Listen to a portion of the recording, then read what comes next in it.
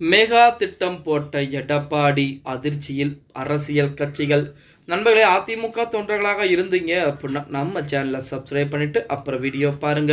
அனைத்து இந்திய அண்ணா திராவிட முன்னேற்ற கழகம், அதாவது ஒரு கடல் போன்ற ஒரு இயக்கம். அந்த இயக்கம் வருகின்ற 2026 சட்டமன்ற தேர்தலை சந்திப்பதற்குரிய ஏற்பாடுகளையும் வேலைப்பாடுகளையும் இப்போதிருந்தே ஆரம்பிச்சுக்கிட்டு இருக்காங்க. அதிலே முக்கியமாக எடப்பாடி பழனிசாமி 2026 சட்டமன்ற தேர்தலிலே மாபெரும் ஒரு வெற்றியை பதிவு செய்தாக வேண்டும் அப்படின்னு சொல்லி அதற்குரிய வேலைப்பாடுகளில் இறங்கி இருக்கிறார். அதே போல அதிமுகவின் மீதும் எடப்பாடி பழனிசாமியின் மீதும் கோபத்தில் இருக்கக்கூடிய நபர்களை சமாதானப்படுத்தக்கூடிய முயற்சியிலும் எடப்பாடி பழனிசாமி இறங்கிதான் இருக்கிறார் அப்படின்னு சொல்லி இப்படிப்பட்ட ஒரு சூழலில் மாஸ்டர் திட்டம் ஒன்றை வெளியிட்டிருக்கிறாராம் எடப்பாடி பழனிசாமி. அதாவது தனியார் நிறுவனத்துடன் கூட்டணி வைத்து தமிழகம் முழுவதும் ஒரு சர்வே எடுக்க இருக்கிறார்களாம். அந்த சர்வேவின் படி அதிமுகவிற்கு எவ்வளவு சதவீத வாக்குகள் என்பது வரப்போகுது. அதே போல பாஜக கூட்டணிக்கு வந்தனால் அதிமுகவிற்கு வாக்குகள் வரப்போகிறதா அல்லது அதிமுக வாக்குகள் குறைய போகிறதா, பாஜகவுடன் கூட்டணி வைத்தால் பாஜகவுடைய வாக்கு சதவீதமும் அதிமுகவுடைய வாக்கு சதவீதம் இணைத்தால் 2026 சட்டமன்ற தேர்தலில் வெற்றி பெற முடியுமா, அல்லது விஜய் கட்சி, அதாவது விஜய் அவர்கள் 2026 சட்டமன்ற தேர்தலில் போட்டியிடுவதால் அதோடைய தாக்கம் அதிமுகவிற்கு பாதிப்பை ஏற்படுத்துமா, மக்கள் மத்தியிலே முதல்வர் வேட்பாளராக யாரை முன்னிறுத்தி வச்சிருக்கிறாங்க அப்படிங்கிற மாதிரி அனைத்து விதமான சர்வேகளும் எடுக்க இருக்கு. அதுவுமே தமிழகத்தில் இருக்கக்கூடிய அனைத்து சட்டமன்ற தொகுதிகளிலுமே இந்த